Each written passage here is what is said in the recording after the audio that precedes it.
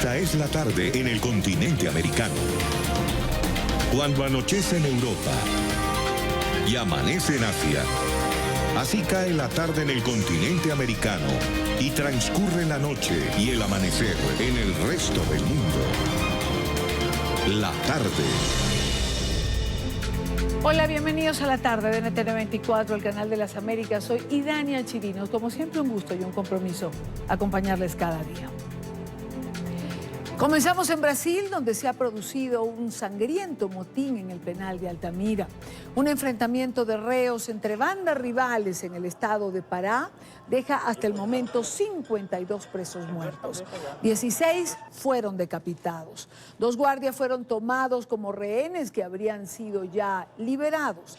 Según la prensa local, el motín habría comenzado cuando reclusos del Bloque A, donde se encuentran detenidos prisioneros de una organización criminal, invadieron el anexo donde se encuentran reclusos de un grupo rival.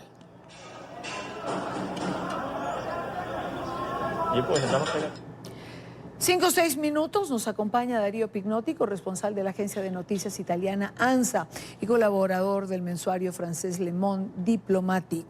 Darío, gracias como siempre por la gentileza de atendernos. El placer de siempre, Idania, ¿cómo estás? ¿Controlada la situación? Aparentemente sí, pero lo de aparentemente es un adverbio apropiado porque hasta el momento las autoridades del estado de Pará, en el extremo este de la Amazonia brasileña, no tienen un conteo final de las víctimas. Y esto se debe, en hipótesis, a que la situación de algunos cuerpos es tan degradante que no hay condiciones de reconocerlos y a que, esta es otra suposición, el control de este presidio en la localidad de Altamira, como en otros de la región amazónica, es prácticamente un feudo de las bandas, de los grupos que controlan el narcotráfico y el poder en los presidios. Y el tercer aspecto, este oficial, es que donde se encontraban las víctimas, 16 de las cuales, como tú decías al comienzo, decapitadas, era un contenedor construido básicamente de metal y la temperatura del mismo no se había reducido hasta hace algo así como una hora, hora y media. Tengamos presente la circunstancia de los hechos. Grupos de uno de los bandos atacaron a sus enemigos que estaban en este contenedor con teas de fuego, con colchones y con cuchillas, habiendo sido la mayoría de los muertos por asfixia y una parte de ellos por puñaladas y por decapitación. Claro, es que justo te iba a preguntar, Darío, cuando hablamos de 52 muertos hasta ahora, como tú señalas, 16 decapitados, justo iba a preguntarte qué pasó con la guardia interna del penal, o es que no existe, o es que solamente está en los alrededores del penal, porque parece que puertas adentro no. Por lo pronto, una información consistente es que había más de 300 personas recluidas, siendo que la capacidad del presidio es para 143, según el Consejo Nacional de Justicia. No sabiendo por lo pronto fehacientemente lo que ocurrió, nos podemos valer de precedentes inmediatos sobre la situación de los presidios en la Amazonia brasileña y Dania. Por ejemplo, en ese mismo, en el de la localidad de Altamira, interior de Pará, hace un año hubo 7 víctimas fatales. Pero en el estado colindante de Altamira, en el estado de Amazonas, que es fronterizo con Perú, con Colombia y con Venezuela, sí, hace 2 meses hubo 55 muertos en una rebelión que abarcó 4 presidios. Y en ese caso se trató de la disputa de una banda conocida como la Familia del Norte frente a otra conocida como el Primer Comando de la Capital, para ser muy someros. Grupos venidos desde el sur y sureste de Brasil, Río de Janeiro y San Pablo, han comenzado a penetrar en la Amazonia, donde otras bandas locales se disputan no solo el comando de los presidios, donde muchas veces el poder del Estado es ausente, sino del narcotráfico, porque el río Amazonas se ha convertido en un nuevo puente de transporte de cocaína hacia los mercados europeos. Ahora, Darío, ¿qué han dicho las autoridades? ¿Algún pronunciamiento oficial? El que se conoce hasta el momento es el del ministro de Justicia y Seguridad Pública Federal, Sergio Moro, a quien que conocemos mucho por haber sido el juez de la causa Lavallato antes de asumir el cargo, que dispuso que los cabecillas del levantamiento sean transferidos a otros presidios de máxima seguridad y puso a disposición tropas federales. Por su parte, la gobernación del estado de Pará reconoció que la situación en ese presidio hacía un buen tiempo que estaba prácticamente fuera de control y que por lo pronto habrá de, palabras más, palabras menos, evacuar gran parte de ese centro reclusorio, trasladar los cadáveres al Instituto Médico Legal de Belén, que es la capital del estado, para su reconocimiento y revisar su política carcelaria. Insisto, una política carcelaria que está en crisis en varios estados de Pará y en alguna medida en todo Brasil. Otra vez datos del Consejo Nacional de Justicia, un organismo dependiente de la Corte Suprema que tiene funciones de auditoría. Brasil tiene la tercera población carcelaria del mundo con más de 750.000 reclusos y en el 70% de las unidades la capacidad es superada por la población carcelaria. Sí, creo que este es un problema que además se repite en toda nuestra región, quizás unos con más niveles de superpoblación que otros, pero es algo que se está presentando en todas las cárceles de Latinoamérica. Darío, como siempre, un gusto tenerte. Muchísimas gracias por acompañarnos. Hasta pronto. Buena tarde para ti. Darío Pignotti, desde Brasil. Son las 5:12 minutos, hora costa este. Revisamos otros temas que hacen parte de la agenda informativa de este día. Es noticia España, donde 53.000 hectáreas de bosque han resultado afectadas por los incendios forestales que se han presentado en lo corrido de este 2019. Por ello, autoridades en Madrid adelantan campañas de concientización y también de prevención. Este es un informe de Marcelo Moncayo en la capital española, en Madrid.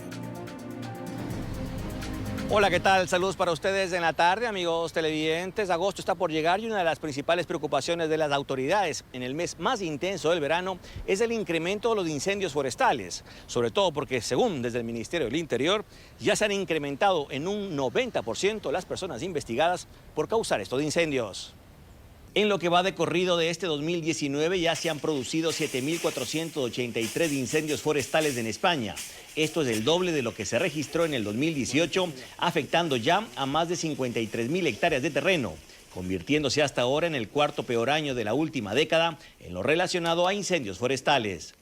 Estas cifras preocupan a las autoridades, pues todavía el mes más complicado del verano aún no llega. Y por eso desde el Servicio de Protección de la Naturaleza presentaron su nueva campaña de prevención y protección contra incendios que en su mayoría son provocados por el hombre. La causa de la mayoría de los incendios forestales se encuentra directamente vinculada con el factor humano, ya sea por obra de un incendiario o como consecuencia de una actuación negligente en el uso del fuego o bien de manera accidental, siendo muy pequeña y casi nula las causas naturales. De hecho, de los incendios conocidos por Guardia Civil en los primeros 6 meses de este año, el factor humano estuvo detrás de más del 98% del total.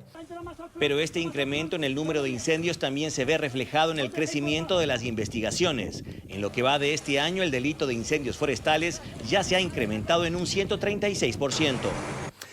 En este sentido, pues me gustaría destacar que el número de detenidos e investigados durante estos primeros meses del año pues ha aumentado este año en más de un 90%, ¿no? Y hemos pasado pues de 178 a 100, alcanzando ya incluso más de 200 en lo que llevamos de año, ¿no? Ante este incremento de este delito, las autoridades piden a los ciudadanos estar alertas para denunciar a través de distintas vías la provocación de un incendio forestal. Televidentes de la tarde, y con este antecedente es lógico que las autoridades de este país pidan precaución a los ciudadanos, y sobre todo porque desde la Agencia Estatal de Meteorología ya se confirmó que los termómetros subirán la temperatura considerablemente en los próximos días. Este es el informe para la tarde. Marcelo Moncayo, NTN 24, Madrid. Es noticia la secretaria del Departamento de Justicia de Puerto Rico, Wanda Vázquez Garcet, quien aseguró que no está interesada en ocupar el cargo de gobernadora tras la renuncia de Ricardo Rosselló, anunciada unos días atrás. Según la Constitución de la isla, si Rosselló no nombra a un nuevo secretario de Estado este próximo 2 de agosto, Vázquez se convertiría en la mandataria interina. La funcionaria se encuentra en medio de señalamientos por presuntas inacciones en su gestión al frente del Departamento de Justicia. Para hoy se ha convocado nuevas manifestaciones contra la funcionaria. Me reitero, no tengo interés en ocupar el puesto de gobernadora.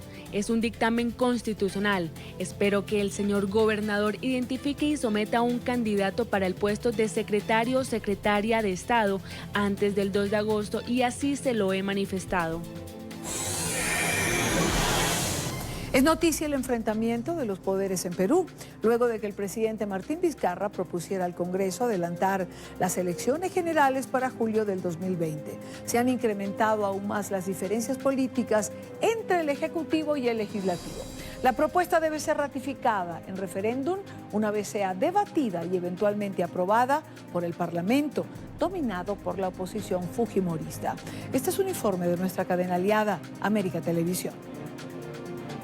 Al Congreso una reforma constitucional de adelanto de elecciones generales que implica el recorte del mandato congresal al 28 de julio del 2020. Un anuncio que dejó desconcertados a todos. En su mensaje al Congreso por Fiestas Patrias, el presidente de la República, Martín Vizcarra, hizo un contraataque ante la negativa de aprobar sus reformas sin alterar su esencia. Los aplausos solo llegaron de su bancada, así como de los representantes de la izquierda, hasta que llegó la segunda idea. En esta reforma también se solicita el recorte del mandato presidencial a la misma fecha. La voz del pueblo tiene que ser escuchada. Por eso, esta reforma constitucional deberá ser ratificada mediante referéndum. Una nueva convocatoria ciudadana para el adelanto de elecciones. Para el mandatario implica un nos vamos todos. Reforzarán los cimientos de la República, aunque ello implique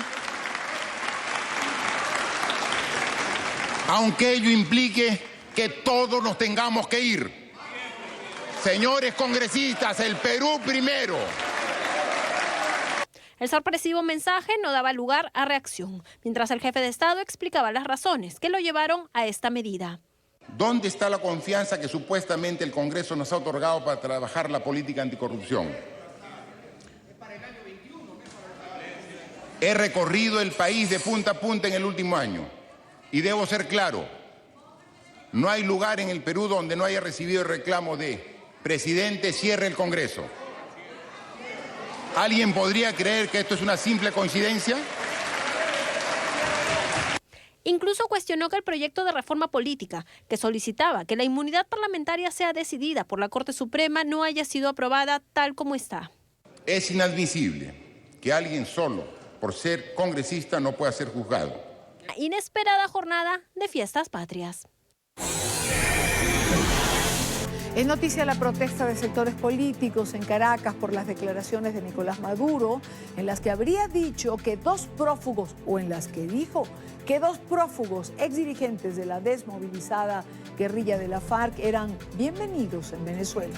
Durante su discurso de clausura del Foro de Sao Paulo, Maduro también aseguró que quienes dicen que en Venezuela hay una dictadura son unos estúpidos.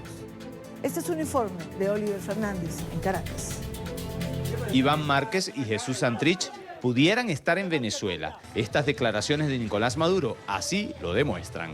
Iván Márquez y Jesús Santrich son bienvenidos a Venezuela y al Foro de Sao Paulo cuando quieran venir. Son los dos líderes de paz. Y Timochenko y Catatumbo y la FARC es bienvenida a Venezuela cuando quiera venir. A mí me resbalan las estupideces que dicen los estúpidos de que yo soy un dictador. Son unos estúpidos los que lo dicen. Me resbala. Es una ofensa al pueblo de Venezuela. Y el pueblo de Venezuela merece ser defendido con pasión, con indignación, porque el pueblo de Venezuela no aceptaría jamás una dictadura en nuestro país. Diputados al Parlamento señalan que Nicolás Maduro confirma con su propia voz su estrecha relación con grupos criminales. Además, se aísla cada vez más de la comunidad internacional. Muy por el contrario, eso da cuenta del aislamiento total y absoluto que en este momento presenta Maduro en el campo internacional. Eso da cuenta también de la pérdida absoluta de la realidad, de su conexión con la realidad de Maduro, y evidentemente da cuenta de que lo que menos busca es tener unas relaciones provechosas y fructíferas con el gobierno de Colombia. Y es que no se descarta que Iván Márquez y Jesús Santrich estén en Venezuela. Y yo partiría de la base que esa gente debe o puede estar en Venezuela. Sabemos que además de la FARC, que la saludo expresamente, todo el mundo sabe que en Venezuela opera el ELN. Eso está más que documentado. La celebración del Foro de Sao Paulo en Venezuela ha dejado más pobreza. Se gastaron más de 200 millones de dólares frente a la cara de quienes sufren el hambre y la miseria. Los 400 delegados se hospedaron entre el Alba, Caracas y el Meliá. Algunos dicen que fueron más. La habitación más barata, vale 1.159.000 la noche. Cuando uno multiplica eso por 400, te lleva a que costó más de 500 millones de bolívares la noche, solamente en hospedaje. ¿Ustedes qué se creen que esa gente nada más vino a dormir? No, esa gente comió, esa gente bebió, esa gente incluso seguramente hasta celebró. ¿Qué celebraban? La desgracia de nosotros y el enriquecimiento de ellos. ¿Ustedes creen que se justifica que un régimen gaste 200 millones de dólares, porque evidentemente eso no salió del bolsillo de los invitados ni de sus partidos, cuando en este país la gente se está muriendo de hambre? Los diputados ven a Nicolás Maduro al margen del orden internacional, lo consideran acorralado. Y es que Maduro durante este fin de semana cargó nuevamente con ofensas hacia el presidente de Colombia, Iván Duque, y al expresidente Álvaro Uribe. Está fuera del orden internacional, Maduro está fuera del campo de la democracia occidental, y el foro no solamente que lo confirma, sino que ratifica que de una forma u otra el dogmatismo ideológico es el que está privando en cada una de sus autorías. Y la verdad es que fuera de ese dogmatismo hay un país que está sufriendo, y está sufriendo con creces que él se mantenga en el poder. El Foro de Sao Paulo y las declaraciones de Maduro representan una provocación al sistema internacional. Es una provocación a la paz de la República, a la paz de Venezuela y a la paz de los venezolanos. Ese foro, uno de sus objetivos supuestamente era la consolidación de la paz. Pero no podemos hablar de paz cuando tenemos un régimen que más bien golpea al ciudadano, que más bien golpea al venezolano. La diputada Janet Fermín agregó que para los ojos del mundo el régimen de Nicolás Maduro es un grupo criminal que desde hace tiempo dejó de ser un gobierno. Y por eso es que necesitamos el apoyo de todos esos países democráticos de que volteen su mirada a Venezuela, porque esto se ha ido convirtiendo prácticamente en un estado donde la delincuencia organizada está haciendo estragos. Ante estas declaraciones de Nicolás Maduro, en las que le da la bienvenida a algunos representantes de la FARC, no se descarta que el Parlamento venezolano inicie una investigación en los próximos días. Es la información que manejamos desde Caracas. Continúen con más de la tarde de NTN 24. Gracias a Oliver Fernández por la información. Es que quiero recuperar un pedacito de lo que dijo Nicolás Maduro. Ya lo voy a compartir con ustedes. Mientras tanto, le damos la bienvenida a Jairo Libreros, nuestro analista permanente. Jairo, bienvenido, buena tarde. Y Dania, muy buenas tardes. ¿Será que se demora ese fragmento? Ya viene, porque recién que lo acabamos de pedir. Así que, vamos, lo tienen. A ver, esto decía Maduro, aunque usted no lo crea. Escuchemos. A mí me resbalan las estupideces que dicen los estúpidos de que yo soy un dictador. Son unos estúpidos los que lo dicen. Me resbala. Es una ofensa al pueblo de Venezuela. No se meta con el pueblo de Venezuela. No insulte al pueblo de Venezuela. Eso está aparte. No se rían nuestros camarógrafos aquí. A ver, Jairo, nos han calificado de estúpidos. Y Dania, son las ¿O hay ironías. o no hay una dictadura en Venezuela? Yo creo que está absolutamente claro que hay una dictadura. No solamente se trata que 56 países consideren actualmente al gobierno de Miraflores una dictadura, tampoco se trata que los principales organismos de inteligencia, foros internacionales, cortes igualmente, consideren que el señor Maduro es un dictador que está involucrado además en violaciones a los derechos humanos, en infracciones muy delicadas por cuenta de las torturas, persecuciones razones y por la disposición que tiene en estos momentos de cooptar las tres ramas principales, por lo menos de la teoría tradicional del poder público. Igualmente hay que tener en cuenta algo, Idania, él es un dictador, él no es el presidente, o como dicen en algunos países, el jefe de Estado. Él no representa la dignidad y mucho menos el pueblo venezolano. Él trata de decir que ciertos tipos de comentarios a nivel internacional, cuando lo tildan a él de dictador, de un hombre que está por fuera del ordenamiento internacional y de la democracia, de ser usurpador, están afectando al pueblo. No nos equivoquemos con eso. Solamente el jefe de Estado legítimamente reconocido por la comunidad internacional representa la dignidad y el pueblo. En el caso de Venezuela, en el caso de Miraflores, él representa simple y llanamente una de las facetas más oscuras que la historia republicana de América Latina lamentablemente tiene que vivir. Jairo, ¿trascendencia del Foro de Sao Paulo alguna, lo que acaba de terminar en Caracas? Menos 15%, nada, no tiene nada que ver, no es importante, es una cifra que no tiene la más mínima relevancia. Quizás nos permite a nosotros entender dos cosas. De un lado, que en algún momento el Foro de Sao Paulo intentó garantizar que con sus ideas de socialismo del siglo XXI, de ideas que han sido no solamente derrotadas ideológicamente, sino que han demostrado durante los últimos años su incapacidad de garantizar los derechos humanos, el bienestar de la sociedad y de manera particular el crecimiento y el desarrollo económico de los pueblos. En su momento llevaron a diferentes mandatarios que tuvieron la idea o por lo menos el plan o el proceso de creer que podían conquistar vía electoral los diferentes gobiernos en América Latina para convertir esta región en un umbral del socialismo. No lo lograron. Hoy día simple y llanamente nos recuerda lo peligroso que es el socialismo en el caso de América Latina, pero no cualquier socialismo, el socialismo del siglo XXI, esa idea de populismo radical, de utilizar las herramientas de la democracia para acceder al poder y una vez que estás en el poder, desmontar por completo las instituciones liberales de la democracia y apropiarse y empobrecer al Estado, a la sociedad y a cualquier otra persona que se aproxime. El Foro de San Pablo no tiene ninguna importancia, Idania. Lamentablemente costó una cifra muy alta, ¿no? 200 millones de dólares. Eso es una bofetada a los venezolanos que mueren de hambre porque no hay alimentos o porque no los pueden comprar dado la inflación, o a los venezolanos que mueren porque no tienen medicamentos. 200 millones de dólares, ¿no es una grosería? Es una grosería, es una bofetada, pero también demuestra la incapacidad que tiene el dictador Maduro de entender las dimensiones de los problemas sociales que él está conduciendo y que muy seguramente se van a agravar por esta cifra tan importante que señala Idania, pero también por la continuación de un mal gobierno, de un desgreño institucional. Con ese dinero se pueden alimentar a muchos ciudadanos venezolanos, se puede mirar las cosas de una manera diferente y se puede, si es reservado y si tiene claridad y principio de realidad con lo que ocurre, evitar que se consoliden este tipo de situaciones. Es más, Idania, algunos colombianos estuvieron por allá.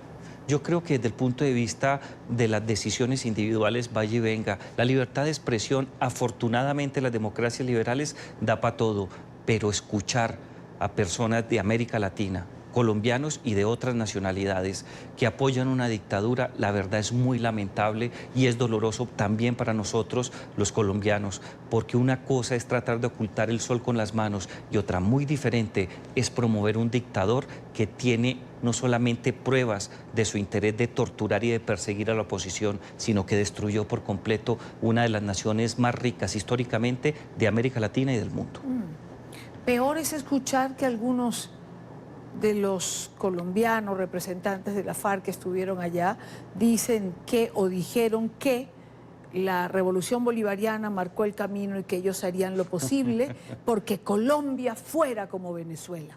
No, Idania, en Colombia hay muchas particularidades que tienen otros países de la región. Primero, es quizás una de las democracias liberales más sólidas de las últimas décadas en todo el continente. En segundo lugar, el principio liberal, el respeto por la división de poderes, la democracia representativa, el Estado de Derecho, la importancia de las elecciones limpias, amplias, universales, transparentes y el voto secreto y de manera particular las elecciones programadas garantiza que en Colombia cualquier otra ideología puede llegar, algo muy cercano al la izquierda, más al centro y a la derecha, pero ideas totalitarias como el socialismo del siglo XXI o ideas que hacen referencia a lo que se vive en estos momentos en Venezuela no se va a dar aquí en la región por diferentes motivos y particularmente en Colombia, como lo acabo de expresar. Y Dania, muchas personas pueden llegar al poder, pero la institucionalidad colombiana es lo suficientemente robusta para evitar que personas de tinte de derecha con ideas totalitarias o autoritarias se mantengan en el poder, y para la izquierda es igual. Es más, nosotros estuvimos cerca de mover problemas y mover instituciones. Aquí en Colombia, como ocurrió desde el año 90, desde el principio de los 90 en Argentina, se instauró la reelección inmediata. Colombia ya echó para atrás eso. Creo que ha sido el único problema que se generó en algún momento y que, en mi opinión, no debió haberse clausurado. Yo creo que se podía mantener una reelección, una sola, por 4 años, pero de resto Colombia no tiene esos problemas. La Corte Constitucional ha demostrado que es sólida, que respeta la Constitución y la democracia. Tenemos una clase política que recibe muchas críticas, pero que se renueva constantemente. Pero también tenemos una clase empresarial y una sociedad civil educada, que va a votar a la izquierda o a la derecha, pero no por autoritarios. Ojalá, Jairo, ojalá. Eso hace 20 años atrás pensaban los venezolanos, exactamente lo que tú estás diciendo. Ahora, en México también, y llegó la izquierda. Exacto. Y hasta ahora AMLO, ahí lo tenemos echándole ojo. Sí. La comunidad internacional mira mucho esas Se cosas. acaba de aprobar una ley, no tengo el detalle porque lo estaba viendo hace unos minutos, una ley que aprobaría la expropiación en México, pero de eso hablamos después porque hay que investigar qué pasa con eso. Maduro en la clausura del foro insultó al expresidente Uribe, llamó payaso al presidente Duque. Dio la bienvenida a Iván Márquez, como oíamos, y a Jesús Santrich, y el gobierno colombiano respondió. Lo hizo el propio presidente Duque y lo hizo también el canciller Carlos Holmes Trujillo. Veamos. Yo lo que creo es que Nicolás Maduro cada vez se le asoman más las orejas al burro. Aquí lo que estamos viendo no solamente es que él ha albergado terroristas colombianos desde hace muchos años, sino que una vez más ratifica que Venezuela es un santuario para terroristas y para narcotraficantes. Rechazo tajante a ataques de dictador Maduro contra presidente Iván Duque y expresidente Uribe e invitación a Santrich a Venezuela. Son desafíos a la comunidad democrática internacional y confesión de protección a personas buscadas por graves delitos como el narcotráfico. ¿Es Venezuela un santuario de narcotraficantes, del crimen organizado, del terrorismo hoy en día? Y Dania, la gran mayoría de naciones en América Latina, pero las europeas y los estados de América del Norte consideran en estos momentos un santuario a Venezuela de actividades ilícitas, actividades terroristas y otro tipo de afectaciones al orden internacional. Para ir quizás de los casos más extremos hay que tener en cuenta que en estos momentos en Venezuela están personas que tienen circular roja y que hacen parte del grupo terrorista Hezbollah, quizás una de las células más letales que afecta no solamente a la democracia, sino que persigue cualquier cosa que piense completamente diferente a ellos. Pero también desde hace muchos años se encontraba hasta la negociación del acuerdo de paz en Colombia un grupo muy importante de las FARC. Todavía existen ya las disidencias en estos momentos que duermen por la noche en Venezuela, cruzan la frontera, matan policías, soldados, secuestran, adelantan hurtos, actividades y atentados terroristas y se van a dormir tranquila y plácidamente a Venezuela. En estos momentos existe información clasificada de inteligencia que se ha dejado filtrar a diferentes medios de comunicación de la presencia de grupos del ELN y de los principales cabecillas que en estos momentos están tranquilamente en su refugio natural que se llama Venezuela. Pero también hay células de narcotráfico, algunas que trabajan en Colombia, pero también carteles de la droga mexicanos que en estos momentos aprovechan la sin salida que tiene Venezuela para dormir tranquilamente, corromper a la fuerza pública y adelantar sus actividades criminales. Jairo, dejemos a Venezuela y a Colombia y entremos en Perú. No quiero dejar de conversar contigo este tema. El presidente Vizcarra ha propuesto un adelanto de elecciones. Elecciones generales, incluyendo el Congreso. Sí. ¿Tu opinión sorprendió Vizcarra con esta propuesta?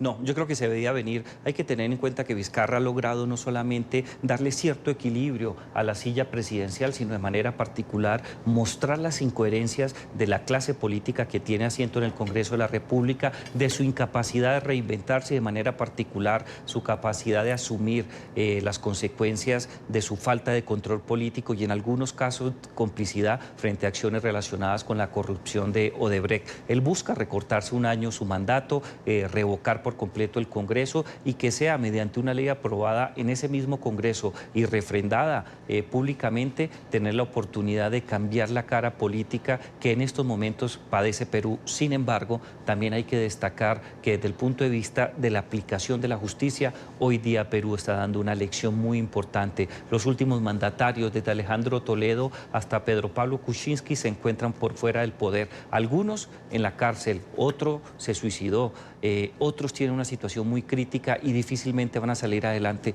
Perú es un país que está demostrando dignidad frente a la necesidad del ejercicio pulcro del poder. Claro.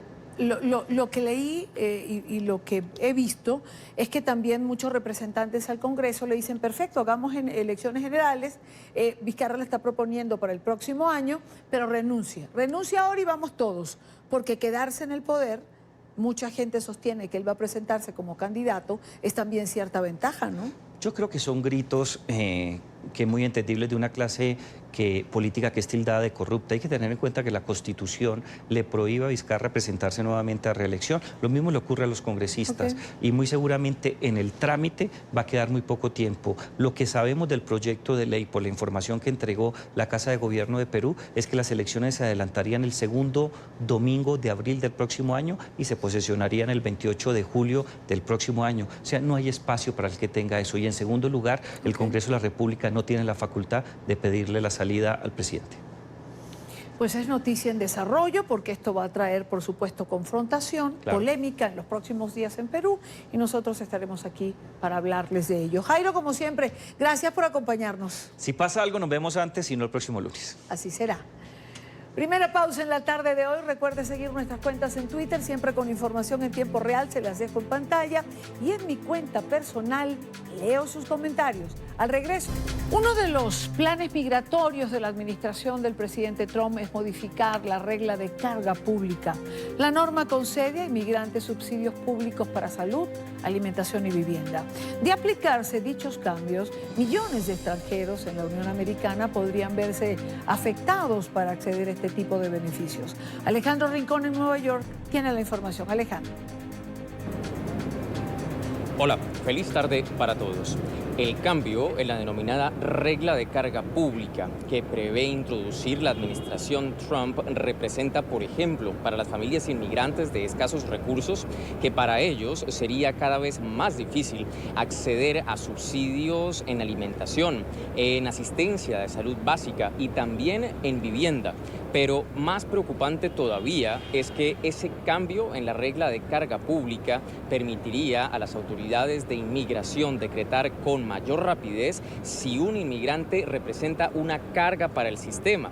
Y eso a la vez significaría que pudiera deteriorarse un proceso inmigratorio en la Unión Americana. Si un inmigrante, por ejemplo, ha solicitado un asilo y en ese proceso es decretado como una carga pública, completamente perdería la opción a continuar su camino hacia la ciudadanía de los Estados Unidos. Y es justamente en este último aspecto que se conecta el testimonio que ustedes van a ver a continuación, que ha surgido hoy en la ciudad de Nueva York, de una joven indocumentada que ha logrado salir de esa situación migratoria irregular y se dedica ahora a trabajar con otros jóvenes como ella, que enfrentan problemas de escasez de recursos esencialmente. Sin embargo, en este caso en particular, la joven inmigrante indocumentada procedente de Honduras de solo 17 años intentó quitarse la vida por considerarse una carga pública para su familia y eventualmente dañar el proceso de asilo por el cual ahora atraviesan su mamá y sus hermanos. Yo trabajo con una joven que es la hermana mayor de 6 jóvenes, ¿verdad? Entonces ella obviamente como la más mayor piensa que ella tiene que ayudar a su familia, pero piensa ahora porque es la única que es indocumentada que él está haciendo un disturbo a la familia, ¿verdad? Ha intentado más de una vez quitarse su vida por esa presión que siente, ¿verdad? Este presidente está intentando de llevar a todos los inmigrantes afuera del país. Para darles a ustedes una dimensión del impacto que tendría este cambio en la regla de carga pública, tengan en cuenta estas dos cifras. Por ejemplo, un programa de asistencia sanitaria básica para niños, un plan conocido aquí en los Estados Unidos como CHIP, tiene actualmente 8.3 millones de niños inscritos. En otro plan de asistencia básica alimentaria, un proyecto conocido como SNAP, cuenta ahora con más de 40 millones de personas que reciben ese subsidio. Muchos de ellos son inmigrantes y no podrían acceder a este tipo de beneficio.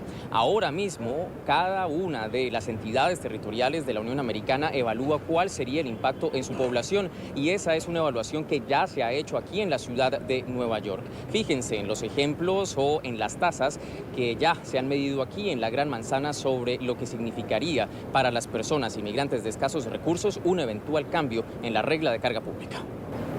Y lo que se hizo fue comparar el nivel de desinscripción de los ciudadanos con los no ciudadanos. Y los no ciudadanos están saliendo de este programa en particular de cupones de comida, que es uno de los programas que se vería afectado por el cambio de la carga pública, en un porcentaje mucho más alto que los ciudadanos.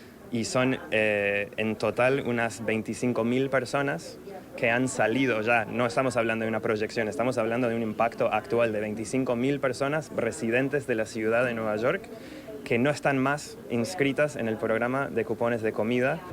La administración Trump todavía no ha implementado este cambio en la regla de carga pública. Sin embargo, las entidades defensoras de los derechos de los inmigrantes creen que el próximo mes de septiembre podría llegar este cambio. Entre tanto, la recomendación que hacen estas organizaciones, sobre todo a la población inmigrante, es que estén siempre informadas y asesoradas, dado que hay ahora mismo falta de precisión sobre los criterios en este cambio de la regla de carga pública, y en muchas ocasiones ya estas personas están saliendo de los planes de asistencia y muy probablemente pudieran continuar en ellos más allá de lo que la administración Trump llegue a implementar eventualmente.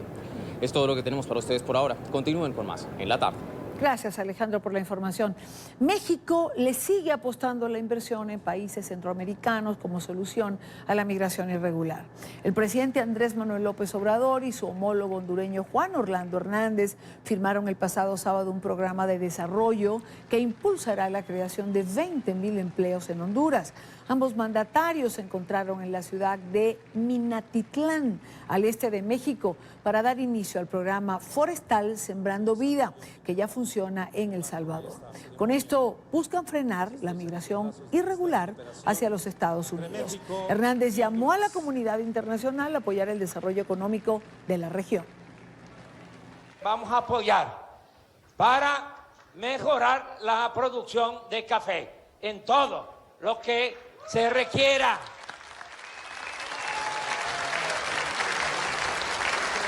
Desde desarrollo genético hasta comercialización, y revisar el asunto de los aranceles, que no tengan ustedes ningún problema para poder vender el café. Llamemos a la formación de una gran coalición internacional para la generación de empleo masivo en el Triángulo Norte de Centroamérica, y nosotros estamos dispuestos siempre a poner nuestra parte.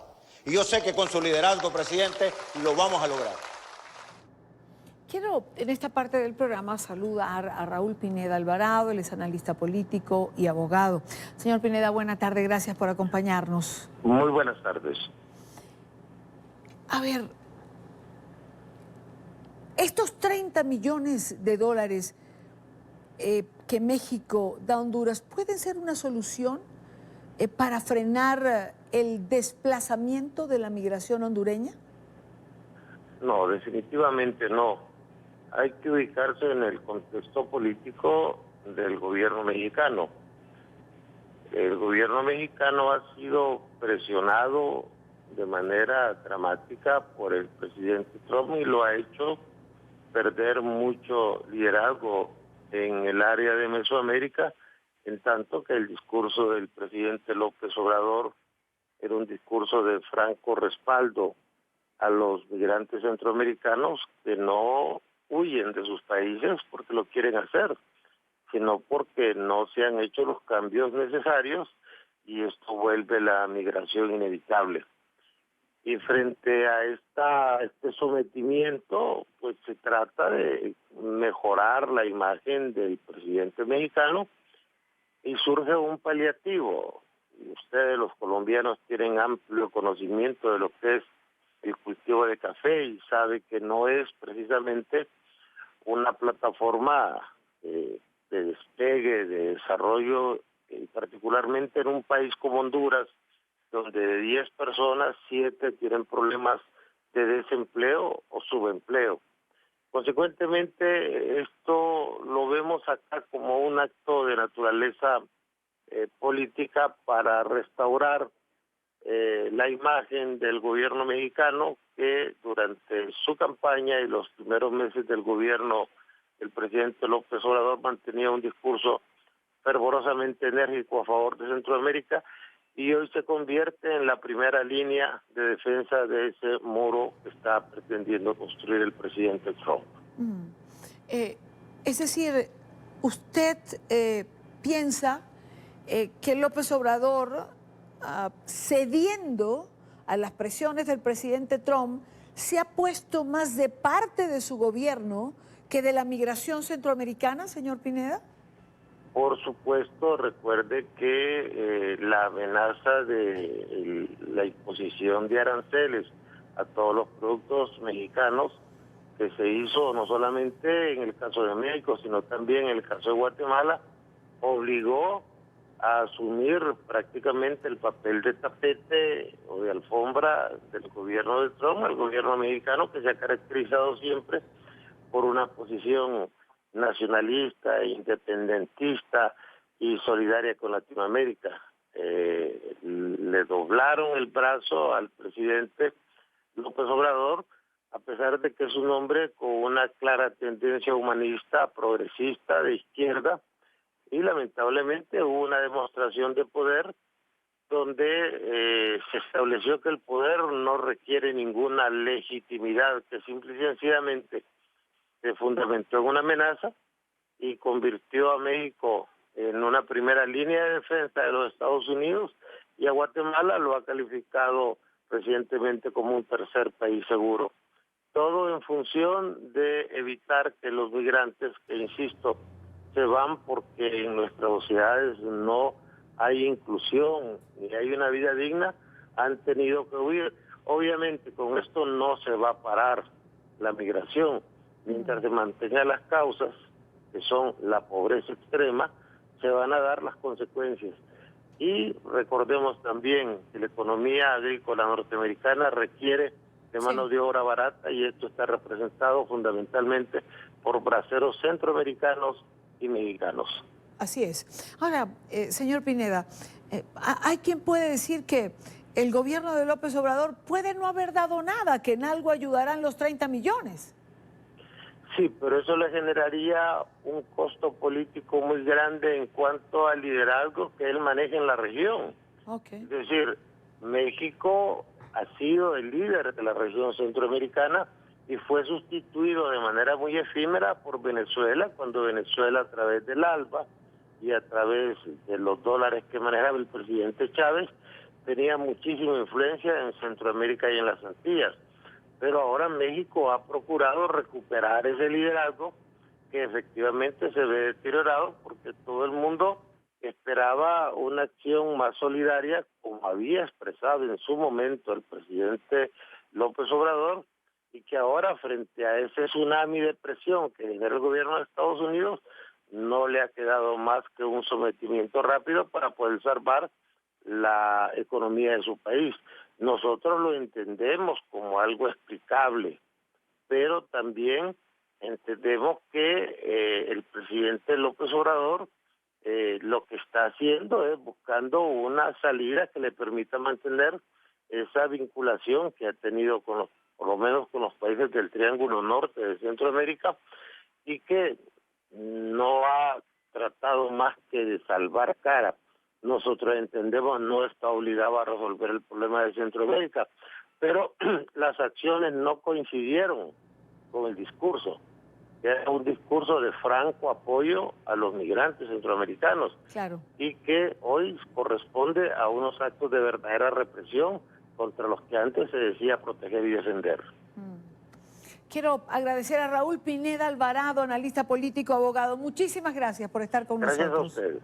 Muy buena tarde. Son las 5:57 minutos, hora costa este en los Estados Unidos. Por cierto, la Unión Americana está de luto por un nuevo tiroteo, esta vez al norte de California. Un hombre blanco, 19 años, armado con fusil, abrió fuego durante un festival gastronómico en la ciudad de Gilroy.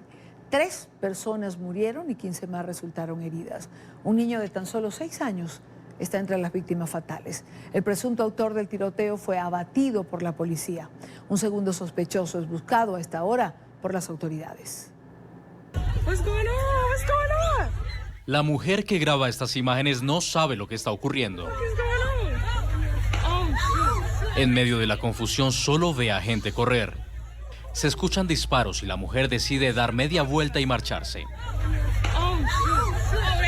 Este otro video muestra los momentos de angustia que vivieron también quienes se encontraban a las afueras del festival.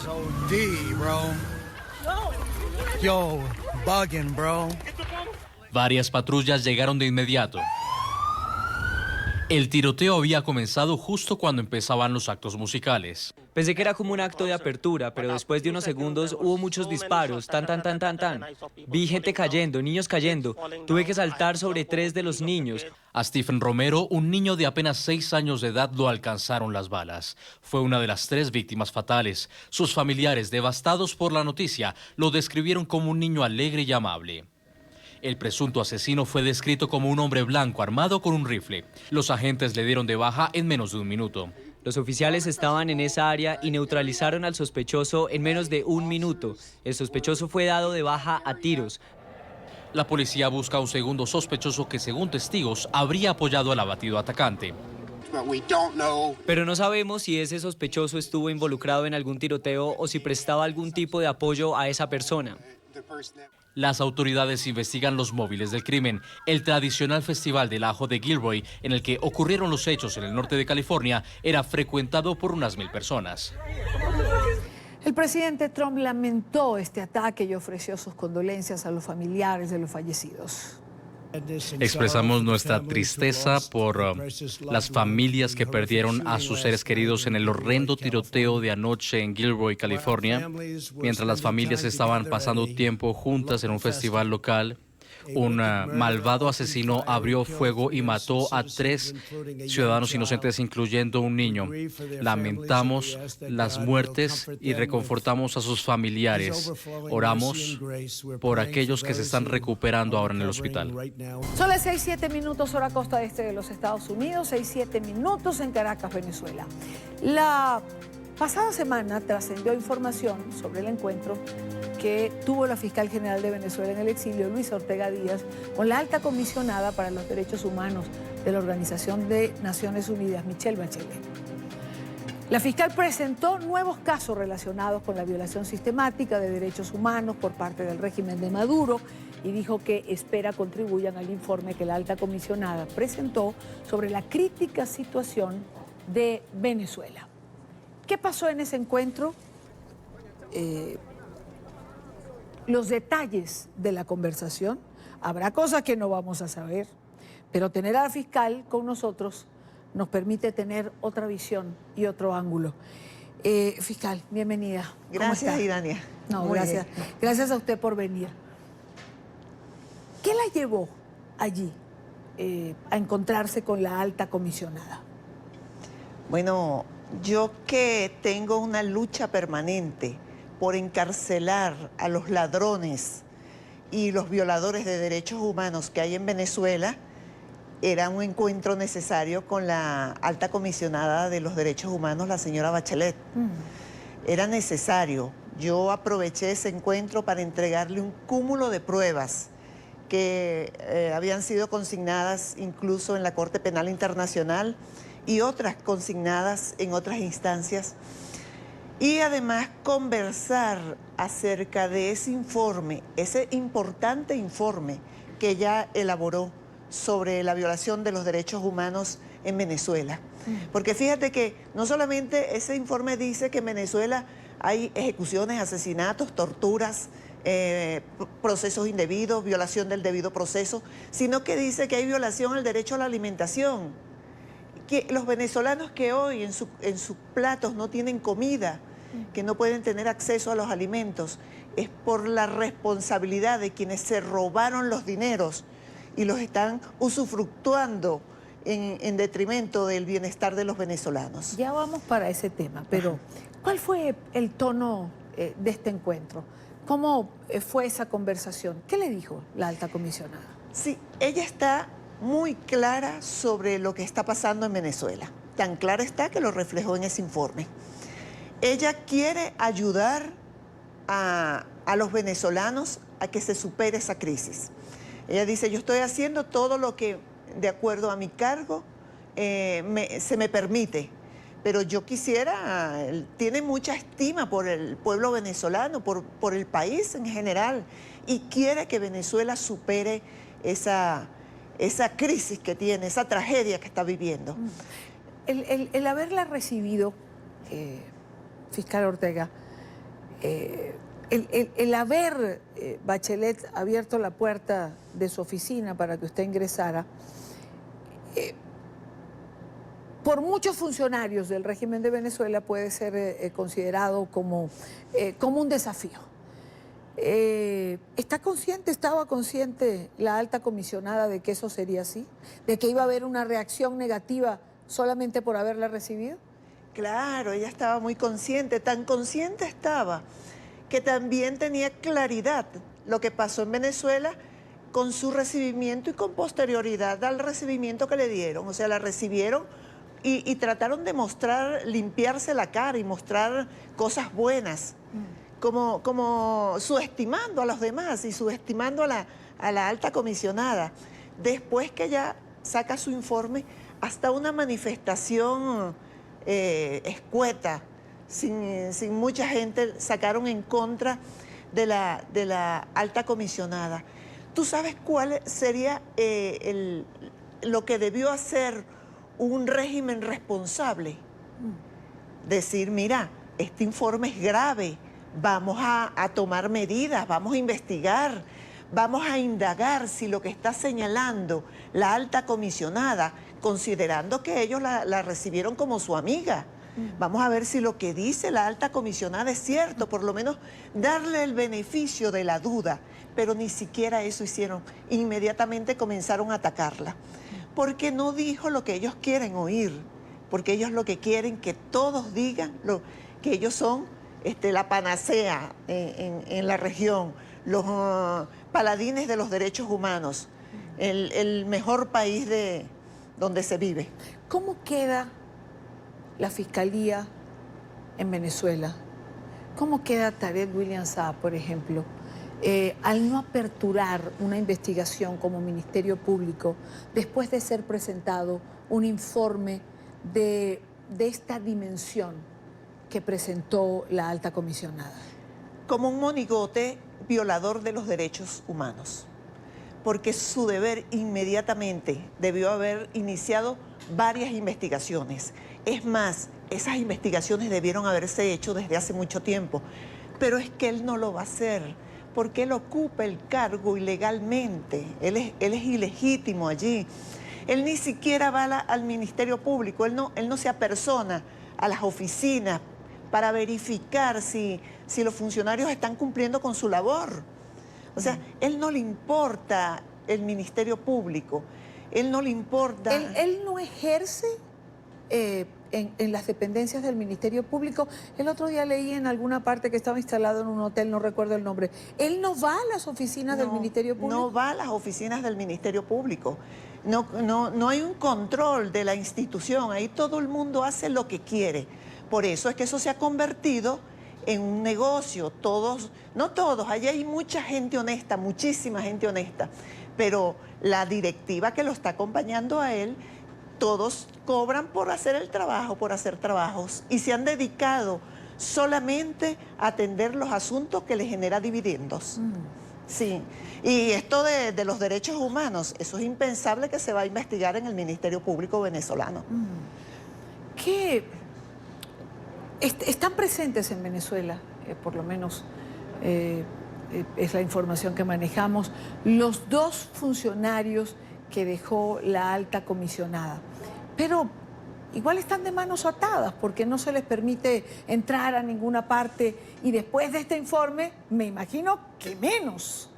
Sí, de pronto no los dejan entrar en muchos sitios, pero ellos están recabando información porque hay muchísima gente que se acerca a ellos y les da la información, le entrega documentos, le informan cómo pasaron las cosas, le dice que se apersonen a tal sitio porque está ocurriendo un evento irregular. Reciben la narrativa de lo que pasa en Venezuela, pero fiscal Ortega, ¿por qué no lo saca el régimen? Es decir, han dicho tanto de la alta comisionada después de este informe, ¿por qué permiten su presencia? Mira, quizás no voy a ser profeta de cosas malas, ¿no? Sí. Pero quizás a lo mejor todo es por etapas, los están cercando. Lo cierto es que ellos no los dejan entrar en ningún espacio, los tienen vigilados, los tienen controlados. Es posible que los vayan cercando hasta que ellos mismos tengan que irse, es lo que yo presumo. Pero indudablemente que son unas personas incómodas en Venezuela, incómodas para el régimen. Y no es que él sea un dictador, él no es un dictador, él es un tirano, Maduro es un tirano, no un dictador. En las dictaduras hay orden, en Venezuela no hay orden. No hay orden de ningún tipo. Fiscal, ¿usted lo califica como un encuentro positivo? Positivo. Y fíjate que yo, luego que salí, reflexionaba sobre el encuentro, porque hablamos mucho de la Corte Penal Internacional, de casos puntuales. Yo le llevé todas las pruebas y ella me iba preguntando, yo le iba entregando casos concretos. Me dijo, aclárame tal cosa, que tengo dudas, se las aclaré. Pero luego yo reflexionaba, luego que salí, yo decía, yo debía haber hablado con ella la necesidad de que ella sostuviera una reunión con la fiscal de la Corte Penal Internacional y que ella misma le llevara su informe de lo que está ocurriendo en Venezuela. Aunque yo lo remití, pero tú sabes lo importante que sería un encuentro entre estas dos damas que tienen en sus manos de alguna manera el tema de los derechos humanos del planeta. Y fíjate que también reflexionaba. Yo decía, en este proceso de negociación que se está llevando en Venezuela, tú tienes que presionar y los organismos internacionales... Que por cierto, se han reunido en Barbados, ¿no? Ahora. Entiendo que la información que yo tengo es la que tiene la mayoría de los ciudadanos. Sí, entiendo que hoy hubo un encuentro y que el próximo miércoles continúa. Bueno, lo cierto es que cuando tú estás en mesa de negociaciones, tú necesitas también puntos de presión. Las sanciones.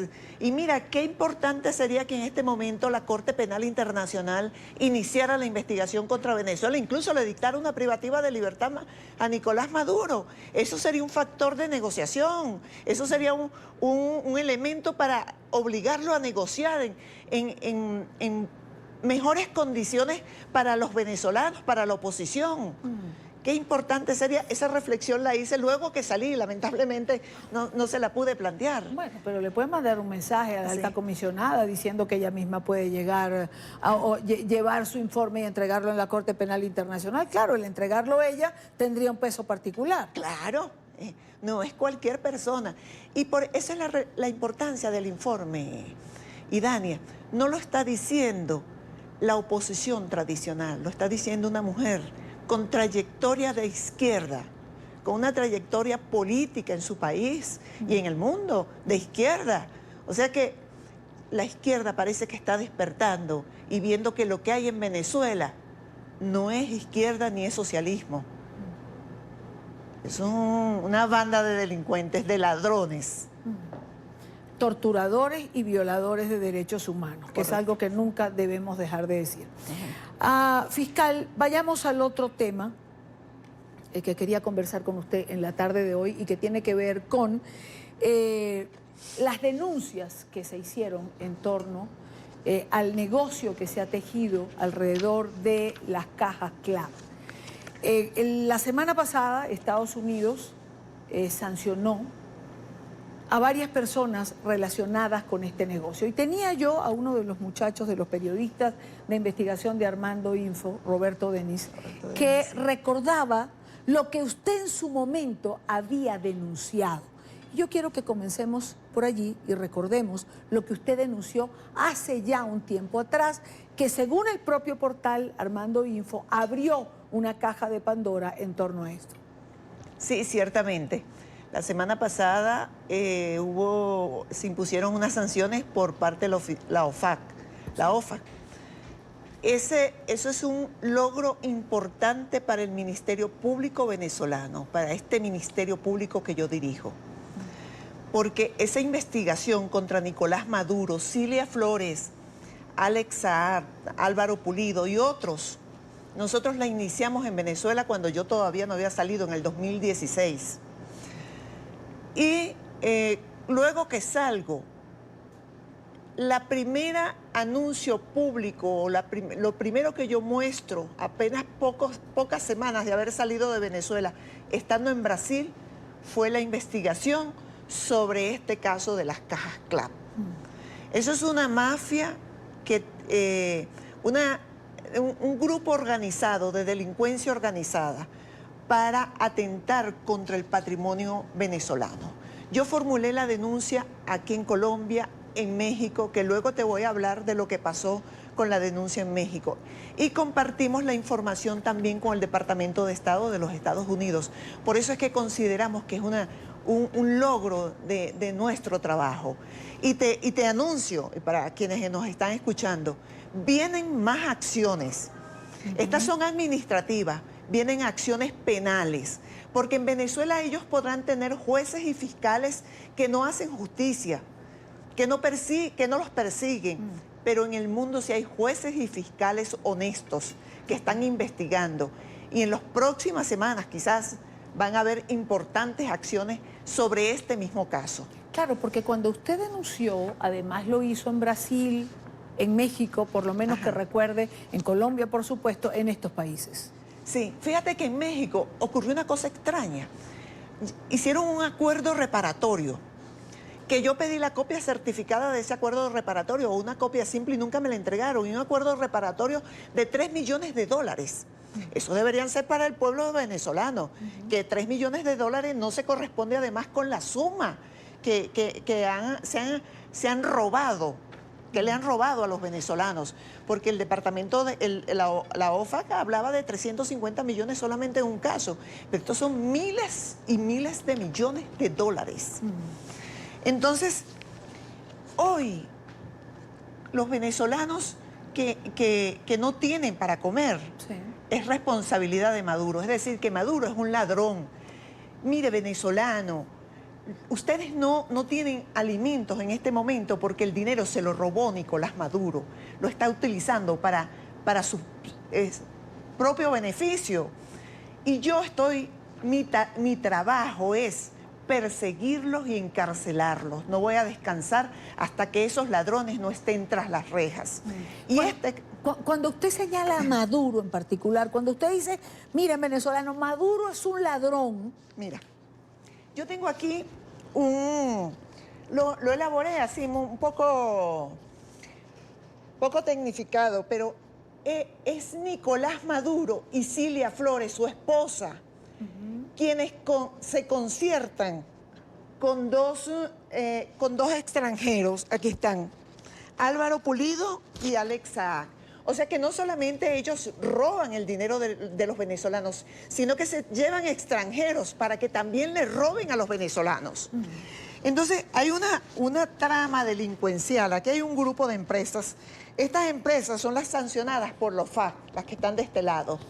Pero estas son las otras empresas que no aparecen en los FAC, pero que sin embargo nosotros dentro de nuestra investigación las tenemos. Aquí están estas otras. Esta es una trama porque ellos necesitan lavar ese dinero.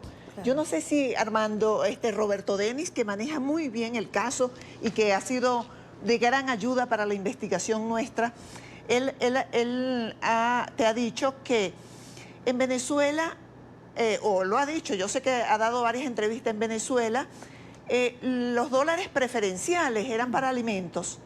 Y mientras que, por ejemplo, el dólar preferencial para alimentos era 60 bolívares. Sí. Y en el mercado negro estaba a 1 millón de bolívares. Entonces, ese dinero se lo daban y compraban alimentos. Y se la daban a dólar preferencial, pero lo vendían al precio que estaba en el mercado. Claro, a precio full.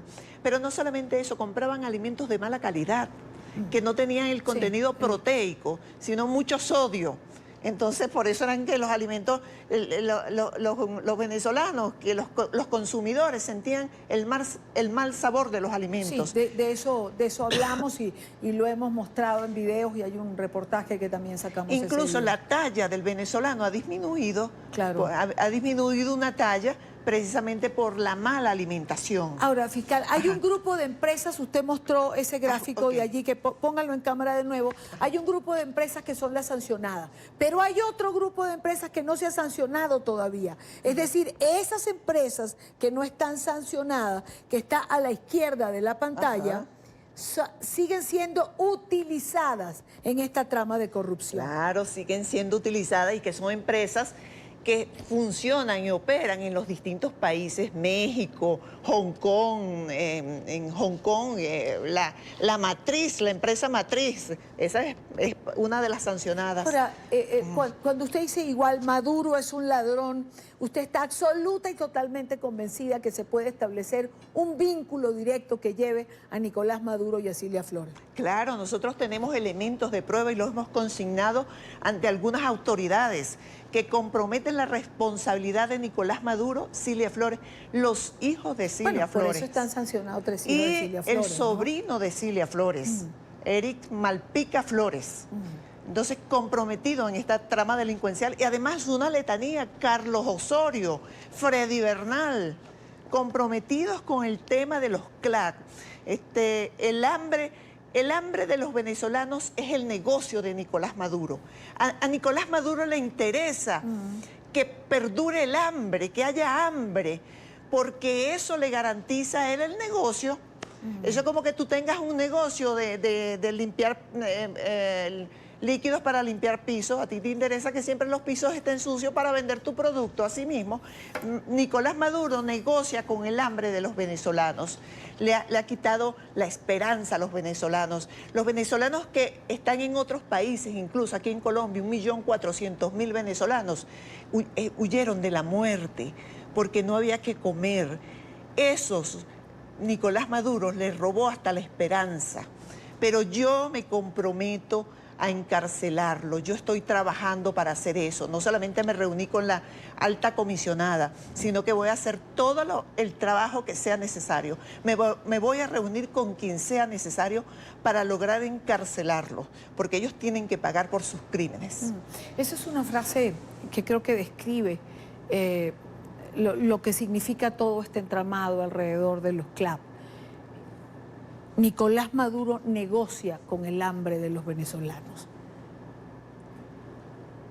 Por llenar sus bolsillos, ¿Nicolás Maduro es capaz de exterminar al pueblo venezolano con hambre? Sí, no tiene escrúpulos, son impúdicos, ya no tienen pudor frente a lo que dicen, a lo que hacen y cómo el comportamiento que tienen, y además lo celebran, que es lo más grave.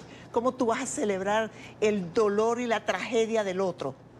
¿Cómo tú vas a contentarte con el hambre y la miseria que está viviendo el otro? Y lo celebran con bacanales.